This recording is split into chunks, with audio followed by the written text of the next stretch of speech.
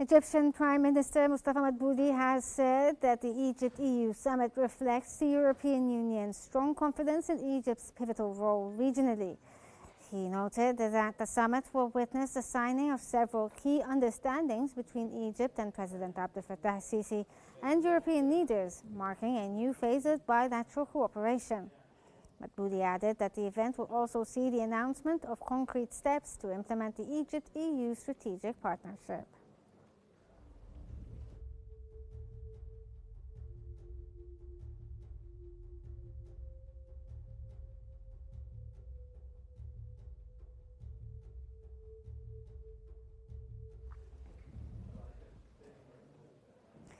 And North Sinai Governor Khaled Megawer has confirmed that the Rafah border crossing has remained open from the Egyptian side since October 7, 2023. That came as a Danish parliamentary delegation inspected the Rafah border crossing from the Egyptian side. Megawer stated that Egypt continues to provide medical care for injured Palestinians through 3 dedicated medical lines, and that efforts are underway to expand humanitarian assistance, with over 70% of aid to Gaza sent from North Sinai. The North Sinai governor emphasized Egypt's vital role in implementing U.S. President Donald Trump's peace plan. Megawer also called for active participation in Gaza's reconstruction conference and reaffirmed commitment to the 2-state solution based on UN resolutions.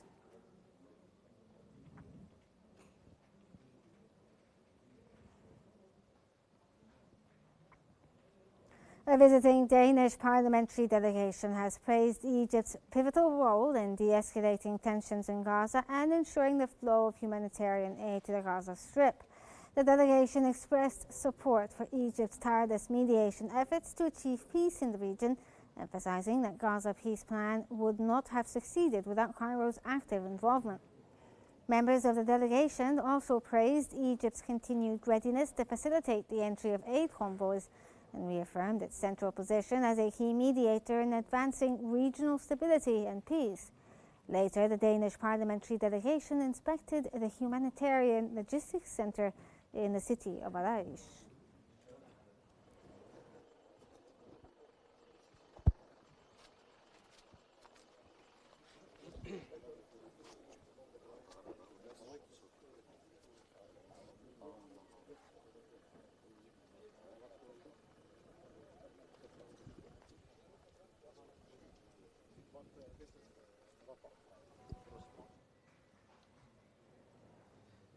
Egypt's Deputy Prime Minister for Industrial Development and the Minister of Industry and Transport, Kamel El-Wazir, and Sudan's Minister of Infrastructure and Transport, Saif al-Nasr al-Tijani, have followed up on the development plan of the Nile Valley Authority for River Navigations.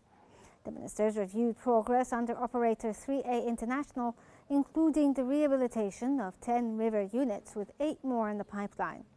The plan aims to modernize river transport between Aswan and Wadi Halfa and enhance port infrastructure and boost trade without financial strain on either government.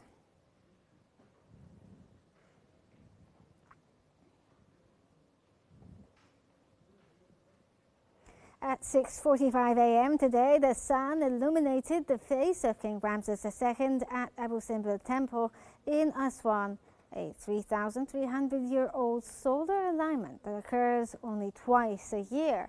For 22 minutes, sunlight reached the temple's inner sanctuary, lighting the statue of Ramses II, Amun, and Ra Horkati, while the statue of Ptah, god of darkness, remained in the shadows. Over 4,000 visitors and officials witnessed the event, which symbolizes Ramses II's connection to the sun god Ra.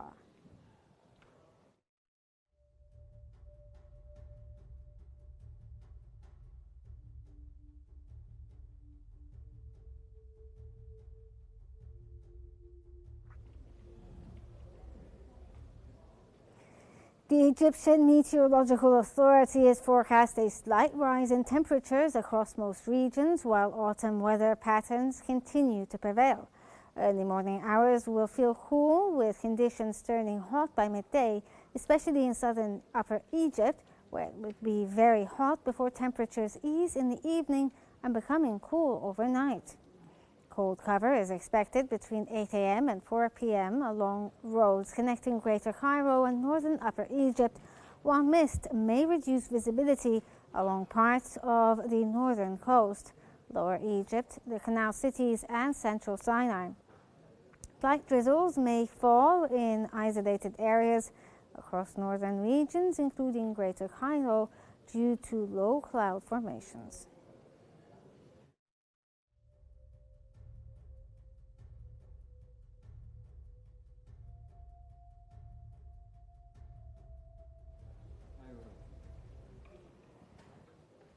Sphinx International Airport is fully prepared to welcome world leaders attending the Grand Egyptian Museum's grand opening next month. Head of the Egyptian Airports Company, Captain Wael El-Nashar, has confirmed that all travel halls, facilities and services have been upgraded, including pharaonic-style decor, expanded passenger lounges and additional flight info screens. Operational capacity has surged since 2019, with 22 airlines now operating and passenger traffic expected to rise 21% this year, reinforcing Egypt's role as a regional aviation hub.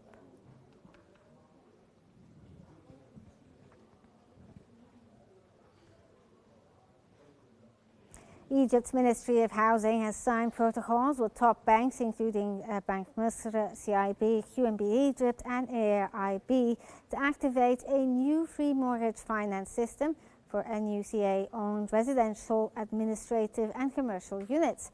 Housing Minister Sharifa Shebini called it a step in expanding property ownership and attracting investment, offering repayment terms up to 20 years with flexible down payments. The system also targets Egyptians abroad and foreign investors under the Exporting Egyptian Real Estate Initiative.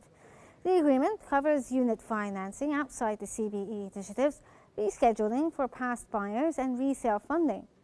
More partnerships are planned to further develop Egypt's real estate finance market.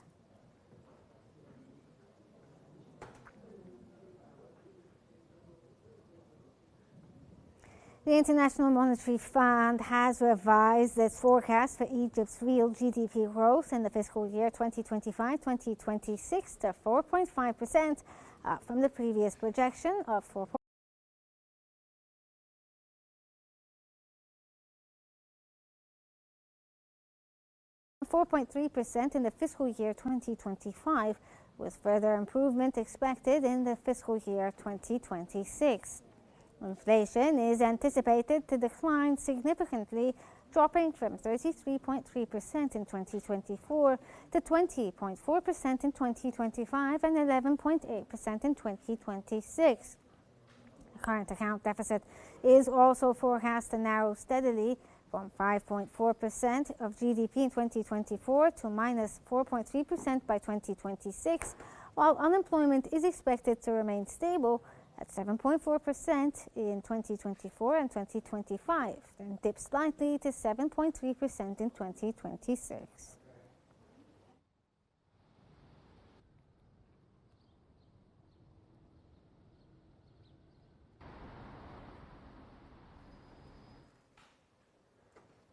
CD Clear Petrochemicals Company, or CIDPEC, has raised its issued and paid-in capital by nearly 25% from the 1.814 billion Egyptian pounds to 2.268 billion Egyptian pounds, following a decision at its Extraordinary General Assembly on October 20th. The 454 million Egyptian pound increase will be executed through the issuance of 226.8 million new shares, each with a nominal value of £2. As part of the restructuring, shareholders will receive one bonus share for every 4 held. The move comes on the back of strong financial results in the first 9 months of 2025. CIDPEC reported profits of 1.503 billion Egyptian pounds on sales of 10.91 billion pounds, an 8.92% year-on-year revenue increase. Founded in 1997, CIDPEC operates major ethylene and polyethylene plants in Egypt with additional output of butane 1 and LPG.